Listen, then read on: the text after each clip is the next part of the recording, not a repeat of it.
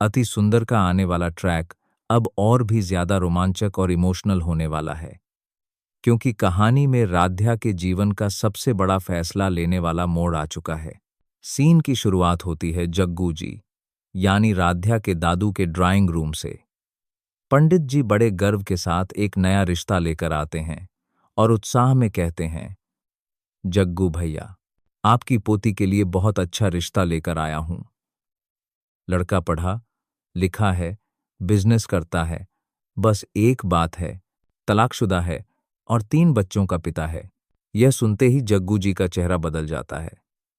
उनकी आंखों में गुस्सा और हैरानी झलकती है।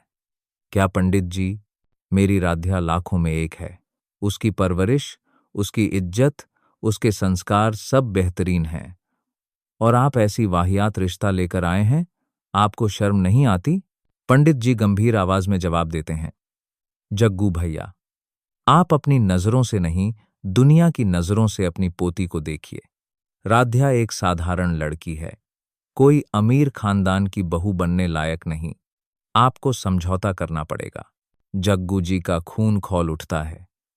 वे चाय की प्याली मेज पर पटक देते हैं और पंडित जी को जाने के लिए कह देते हैं, मगर अंदर ही अंदर उनके दिल में एक बात चुभ जाती है। क्या सच में लोग राध्या को इतना छोटा समझते हैं? उसी वक्त उन्हें ओम मित्तल यानी प्रथम के पिता का चेहरा याद आता है। कुछ दिनों पहले प्रथम के परिवार और राध्या के बीच मुलाकात हुई थी, और जग्गू जी महसूस करते हैं कि प्रथम एक अच्छे संस्कार वाला, जिम्मेदार और समझदार लड़का है।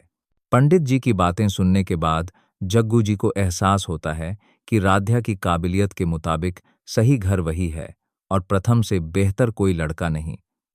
तुरंत वे फोन उठाते हैं और ओम मित्तल को कॉल करते हैं। ओम जी, मैं जग्गू बोल रहा हूं। अगर आपको मंजूर हो तो मेरा बेटा प्रथम मेरी पोती राध्या के लिए मंजूर है। फोन के उस पार ओम मित्तल कुछ पल चुप रहते हैं, फिर मुस्कुराकर कहते हैं, जग्गू जी, आपने आज मेरे दिल की बात कह दी। यह रिश्ता हमें भी मंजूर है। दोनों परिवारों के बीच बात पक्की हो जाती है। जग्गू जी के चेहरे पर सुकून है कि उन्होंने अपनी पोती के लिए सही फैसला लिया है, लेकिन दूसरी तरफ राध्या को इस बारे में कोई खबर नहीं होती।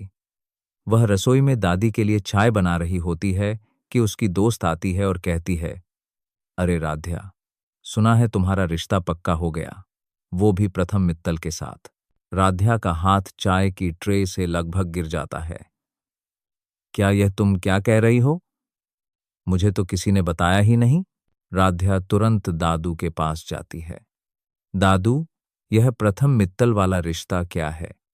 आपने मेरी राय लिए बिना कैसे हां कर दी? जग्गू जी प्यार से उसके सिर पर हाथ रखते हैं। बिटिया, दादू ने हमेशा तेरे भले के बारे में सोचा है। प्रथम तेरे लिए सबसे अच्छा है, अच्छे संस्कार वाला, पढ़ा लिखा, और सबसे बढ़कर वो तुझे समझेगा। दुनिया की नजरों में अपनी कीमत साबित करनी है तो सही घर में जाना होगा। राध्या कुछ पल खामोश रहती है। उसके मन में प्रथम की पुरानी बातें घूमने लगती हैं, उसकी सच्चाई, मदद करने वाली आदत और उसकी आंखों में वो इज्जत जो उसने राध्या के लिए महसूस की थी। दूसरी तरफ प्रथम भी यह खबर पाकर सोचता है, क्या मैं इस रिश्ते के लिए तैयार हूं?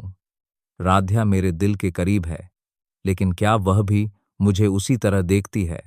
उधर मित्तल परिवार में हलचल मच जाती है।